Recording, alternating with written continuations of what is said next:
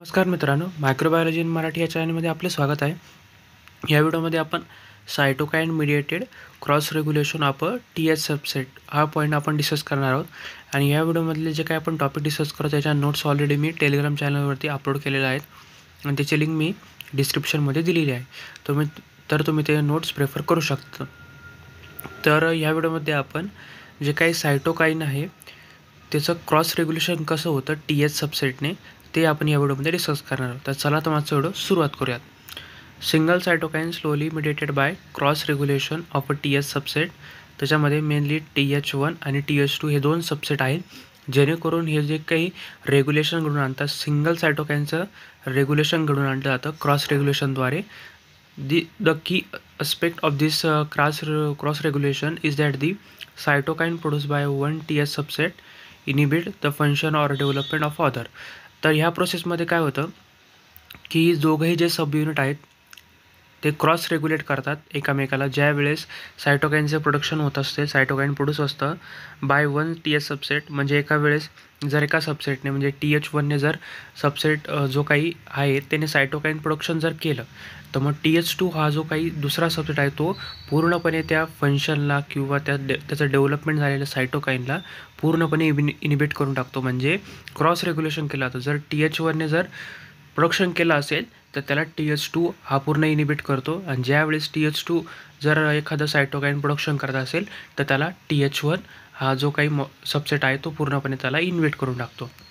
म्हणजे दोघंही जे काही सबसेट आहेत ते एकाविरुद्ध असतात, जेणेकरून दोघंही जो काही सायटोकाईन प्रोडक्शन करतायत तर दोघंही एकमेकांचा जो काही सायटोकाईन प्रोडक्शन केलेला जो काही मॉलिक्यूल असेल त्याला इन्व्हिट करायची त्याच्यामध्ये ॲबिलिटी आहे. त्याला म्हटलं जातं क्रॉस रेग्युलेशन. तर आता आपण इन डिटेल आपण ते पाहूयात. The TH1 and TH2 versus TH2. The TH1 cell are known for their cell mediated immunity. आणि जी काही TH1 जो काही सेल आहे तो स्पेशली कशासाठी वर्क केला जातो, जेणेकरून जे सेल मिडिएटेड इम्युनिटी प्रोड्यूस करण्यासाठी किंवा ट्रिगर करण्यासाठी वापरला जातो.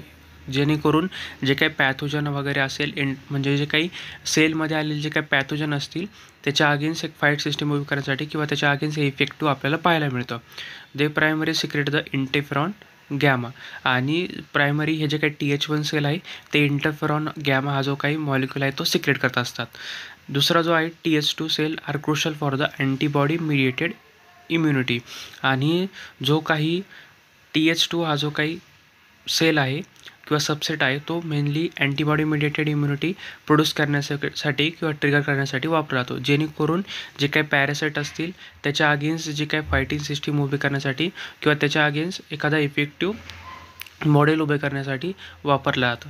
आणि हा जो काही TH2 हा जो काही सेल आहे किंवा सबसेट आहे तो काय करतो, इंटरलुकिंग 4 ॲज अ की सायटोकाईन हा जो काही इंटरलुकिन 4 आहे त्याला पूर्णपणे सिक्रेट करतो.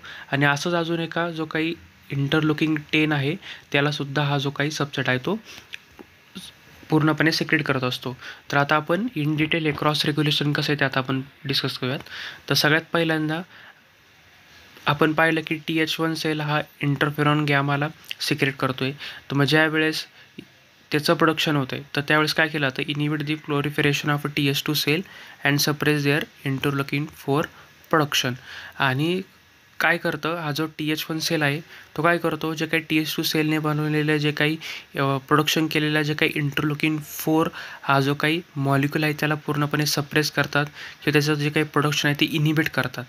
तसंच जर आपण पाहिलं जर TH2 हा जो काही मॉलिक्यूल आहे तो इंटरलुकिन 4 हा सिक्रेट करतो आहे तो काय करतो, जो TH1 सेलचं जे काही त्याने केलेला जो काही मॉलिक्यूल सिक्रेट आहे तो त्याला पूर्णपणे जो काही इंटरफेरॉन गॅमा हा जो काही मॉलिक्यूल आहे त्याला त्याचं डाऊन रेग्युलेशन केलं जातं किंवा त्याची ॲबिलिटी आहे ती पूर्णपणे डिॲक्टिवेट केली जाते.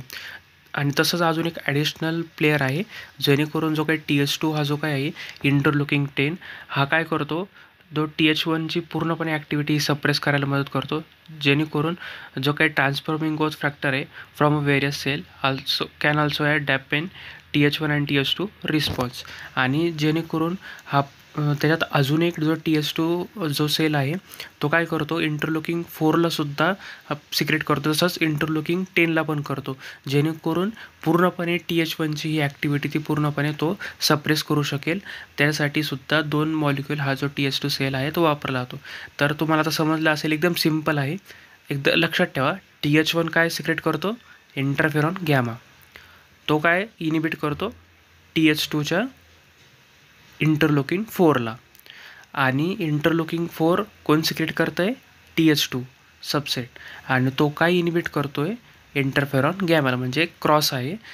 जर तुम्ही एकदा लक्षात ठेवलं की TH1 काय सिक्रेट करतो आहे, TH2 काय सिक्रेट करतो आहे, तर एकदम क्रॉस आहे. जर TH2 TH1ला इनिबिट करतो आणि TH1 TH2ला इनिबिट करतो, याला म्हणतात क्रॉस रेग्युलेशन. म्हणजे याच्यामध्ये पूर्णपणे जे काही प्रोडक्शन होतं आहे ते बॅलन्स करण्यासाठी, म्हणजे इम्युन रिस्पॉन्सला बॅलन्स करण्यासाठी हे क्रॉस रेग्युलेशन वापरलं जातं. This cross regulation ensure the balance immune response. A dominant TH1 response is necessary for fighting intracellular pathogen, while a dominant TH2 response is crucial for a worm infection.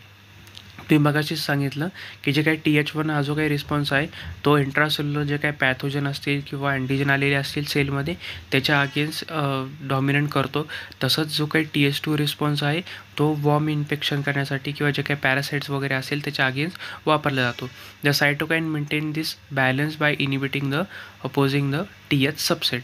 आणि हे जे काही cytokine आहे ते पूर्णपणे maintain करतं किंवा balance करतं ह्या अपोजिंग TH सबसेटला, कारण की याच्यामुळे जे काही सेलवरती स्ट्रेस येऊ शकतो आणि ह्या इम्युनो रिस्पॉन्समुळे ह्या इनिबिशनमुळे जे काही दुसऱ्या ज्या सेल असतात त्यासुद्धा इनिबिट व्हायचे चान्सेस जास्त असतात. त्यामुळे जो काही सायटोकाईन आहे याच्यामध्ये हेल्प करत असतो, जेणेकरून जे काही TH सबसेट असतील ते पूर्णपणे त्याचं काम झाल्यानंतर इनिबिट होऊ शकतील किंवा त्याचं डिॲक्टिवेशन होऊ शकेल. This is a simplified picture, and other cytokine and mechanism are involved in the TH differentiation and regulation. आणि वेगवेगळे जे काही मॉलिक्युल असेल किंवा जो काही सायटोकाईन आहे तो स्पेशली याच्या जे काही डिफरन्सिएशन किंवा रेग्युलेशनसाठी TH डिफरन्सिएशनचं आणि रेग्युलेशन करण्यासाठी वापरले जातात. The initial signal during the antigen presentation can influence which TH subset get prime first leading to dominant respond.